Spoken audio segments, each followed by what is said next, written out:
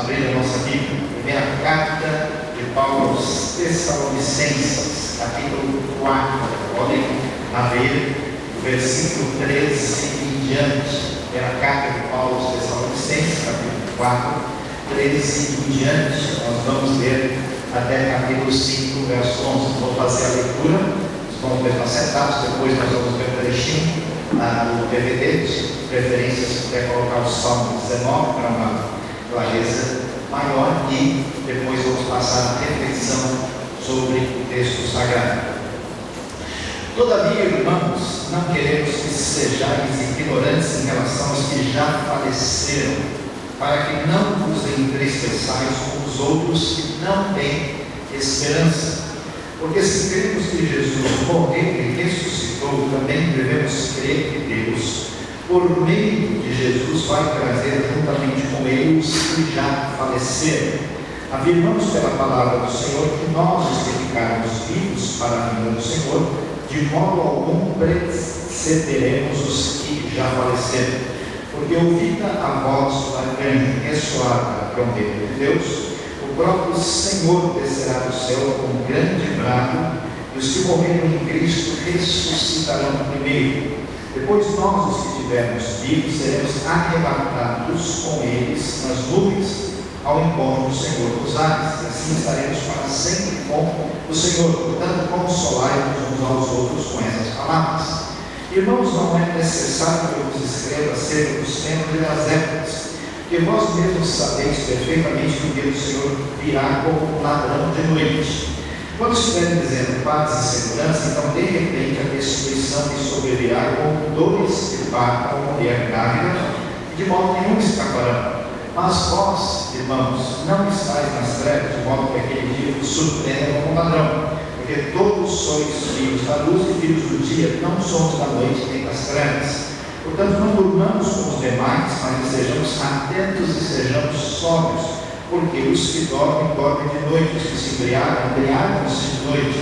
Mas nós, visto que somos do dia, sejamos sóbrios, vestindo a armadura da fé e do amor, tendo por capacete a esperança da salvação, que Deus não nos destinou para a ira, mas para alcançarmos a salvação do nosso Senhor Jesus Cristo, que morreu por nós, para que, quer atentos, quer dormindo com ele, vivamos. Por isso, aconselhai-vos e edificai-vos mutuamente, como de fato já estáis fazendo.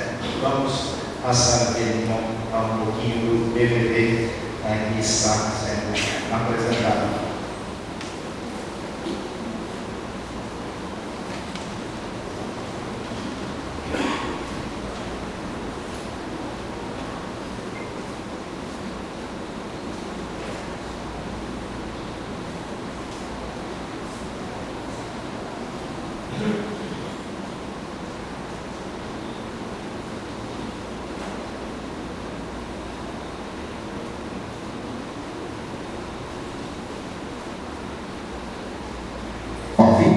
Para o mestre de música, Salmo David.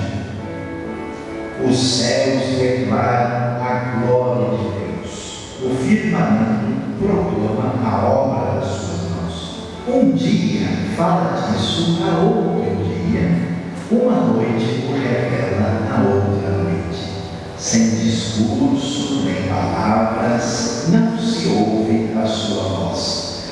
Mas a sua voz ressoa por toda a terra, e as suas palavras até os confins do mundo. Nos céus ele armou uma tenda para o sol, que é como um noivo que sai de seu aposento e se lança em sua carreira com a alegria de um herói.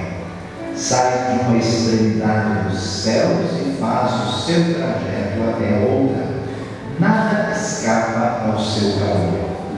A lei do Senhor é perfeita e revigora a alma. Os testemunhos do Senhor são dignos de confiança e tornam sábios os inexperientes. Os preceitos do Senhor são justos e dão alegria ao coração. Os mandamentos do Senhor são límpidos e trazem luz aos olhos. O temor do Senhor é puro e dura para sempre. As ordenanças do Senhor são verdadeiras, são todas elas justas, são mais desejáveis do que o ouro, do que muito ouro puro, são mais doces do que o mel, do que as gotas do favo. Por elas o teu servo é advertido, a grande recompensa em obedecer-lhes. Quem pode discernir os próprios erros? Absolve-me dos que desconheço.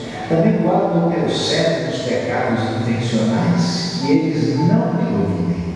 Então serei íntegro, inocente de grande transgressão. Que as palavras da minha boca e a meditação do meu coração sejam agradáveis a ti, Senhor, minha rocha e meu resgatador.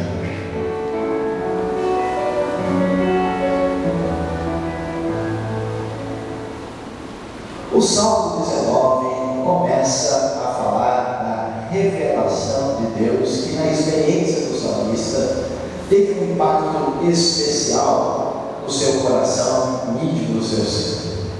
E esse grande impacto se deu pelo fato do salmista observar a grande revelação de Deus em tudo que foi criado. Os céus manifestam a glória de Deus, o firmamento proclama esta mensagem de que Deus é glorioso. O salmista descobriu isso.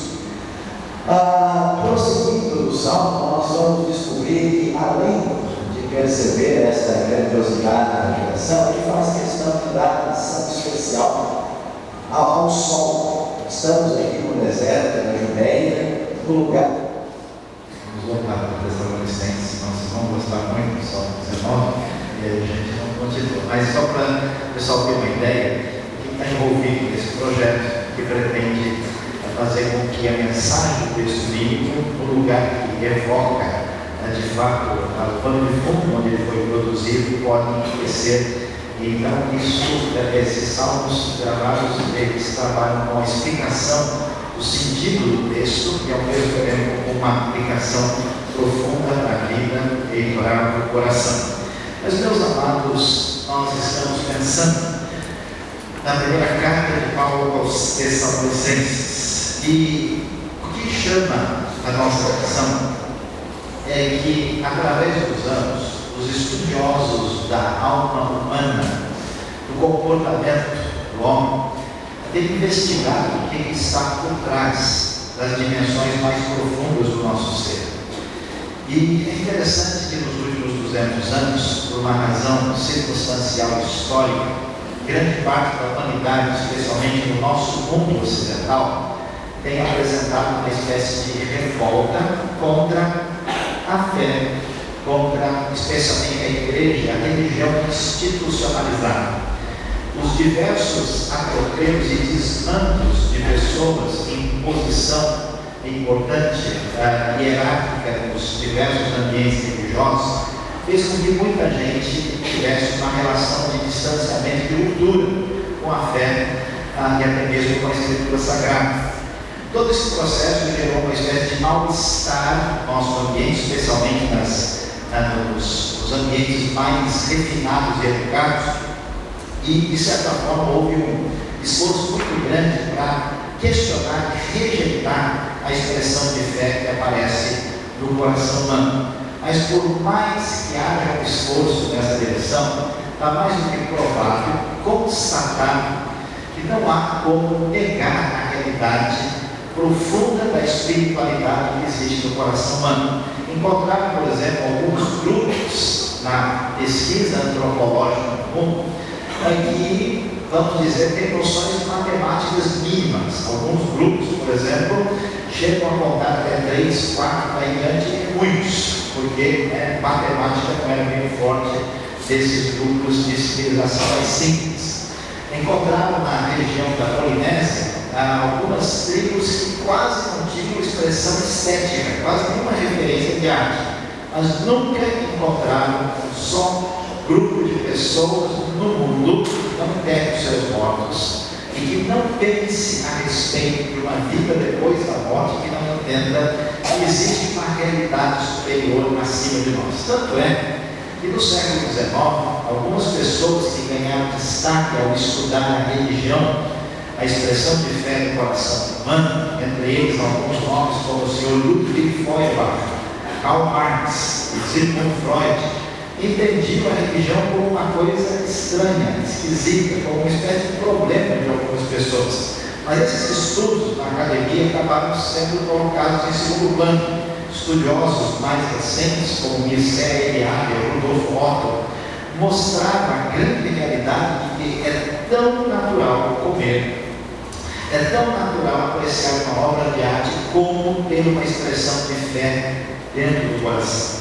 E por que essa realidade está em nós? A Bíblia vai nos dizer, Deus desde o começo afirma lá na Nasce Adão pensamento que podendo, façamos o homem a nossa imagem, conforme a nossa semelhança. Sendo o homem feito à imagem e semelhança de Deus, ele tem uma fome, um elemento dentro da sua alma, do seu coração, que clama pelo sagrado, por respostas profundas da vida e por uma relação de sintonia com o seu Criador. Por isso, até as pessoas da igreja, quando proclamam o Evangelho, às vezes não fazem com muita sabedoria, e não sabem que o maior aliado da mensagem do Evangelho que nós temos é o próprio coração da pessoa, porque ele está sedento, ele está desesperado por uma notícia boa que venha da parte de Deus para o seu coração. Então é impressionante ver, por exemplo, que nos anos 70, o governo da Albânia, um país completamente ateu,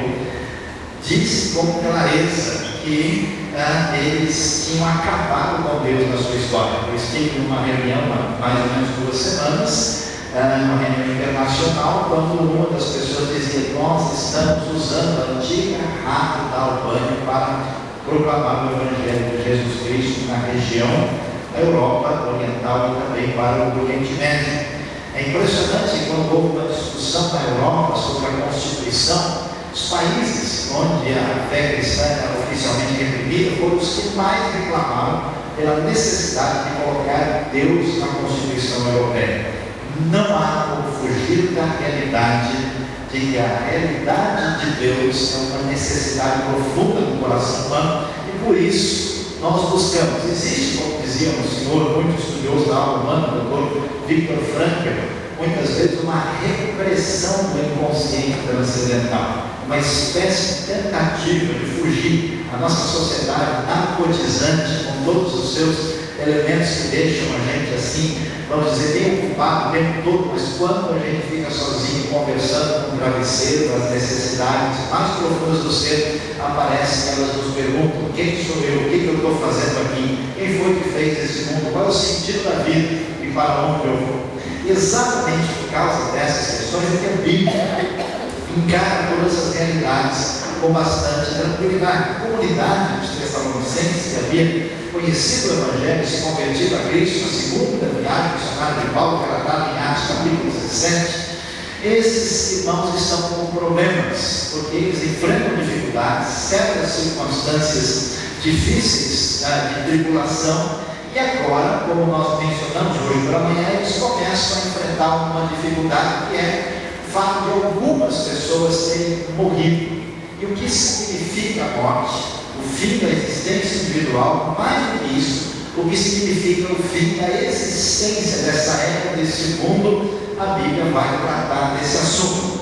E o que a palavra de Deus nos diz? A nós que devemos entender, preste atenção, você corre o risco de viver a sua vida em função da sua necessidade imediata, das suas necessidades materiais expressas da próxima semana, e desconsiderar o fato daquilo que impulsiona a sua vida, a sua esperança para uma realidade que vai além desse momento, que é a nossa realidade espiritual, que aponta para a eternidade, que aponta para uma realidade futura que será muito mais importante. E nós não podemos deixar isso no segundo plano. Não só as pessoas que ainda não abriram o coração para o Evangelho, mas mesmo aqueles que estão vivendo dentro da igreja de Cristo Jesus. Por isso, nós precisamos saber do assunto. Por isso, o apóstolo Paulo diz: não quero que sejais ignorantes, verso 13, com respeito àqueles que dormiram, ou faleceram, melhor dizendo, não fiquem tristes, porque existem dois tipos de pessoas no mundo. Um tipo de pessoa que não tem expectativa, que não tem esperança, que reprimiu a chama de fé no seu coração, que não deu espaço para a sua espiritualidade e vive a sua vida de uma